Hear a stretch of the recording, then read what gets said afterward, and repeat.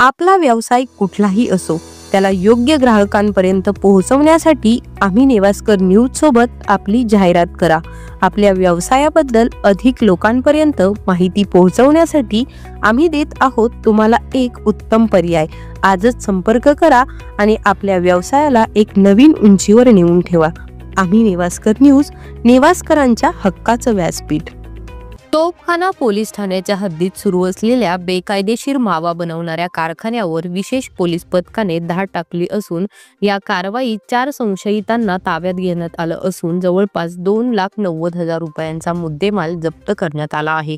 तोफखाना police ठाण्याच्या हद्दीतील श्रीराम चौकाजवळील नवनाथ बंगला आणि नवनाथ पान स्टॉल या ठिकाणी सुगंधी तंबाखू व माव्याचा बेकायदेशीर व्यवसाय सुरू असल्याची माहिती पोलीस उपअधीक्षक संतोष खाडे यांना मिळाली होती। त्यानंतर विशेष पथकाने कारवाई करत ही धाड टाकली।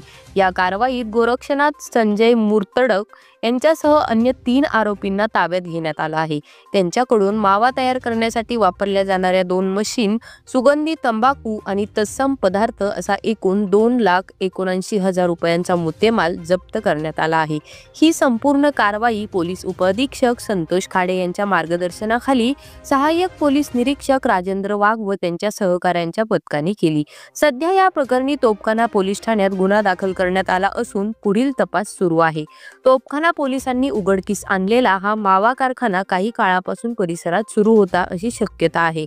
या प्रकरणातील आणखी आरोपींचा शोध सुरू आहे। नमस्कार, मी परिवीक्षाधीन पोलीस उपअधीक्षक संतोष खाडे। माननीय पोलीस अधीक्षक सर यांनी नेमलेल्या आमच्या विशेष पथकानं आज अहिल्यानगर शहरामध्ये तोफखाना पोलीस स्टेशन हद्दी अंतर्गत असणाऱ्या श्रीरामपूर चौक या ठिकाणी नवनाथ बंगला, संदेश नगर तसेच नवनाथ पान स्टॉल येथे छापा टाकला असता आमच्या विशेष पथकाला 2 मावा बनवणाऱ्या मशीन तसेच तयार मावा, सुगंधित तंबाखू व इतर साहित्य मिळून आले। याचप्रमाणे 4 आरोपींना आम्ही ताब्यात घेत मावा बनवणारे कारखाने उद्ध्वस्त करत एकूण मुद्देमाल 2,79,120 रुपये मुद्देमाल ताब्यात घेत तोफखाना पोलीस स्टेशन मध्ये यावरती प्रचलित कायद्यानुसार गुन्हा दाखल करण्याची प्रक्रिया चालू आहे।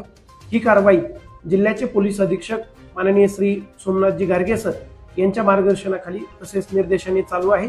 अशीच कारवाई अवैध धंद्यावरती यापुढेही तोफखाना पोलीस स्टेशन सहित अहिल्यानगर जिल्ह्यामध्येही चालू राहील। धन्यवाद।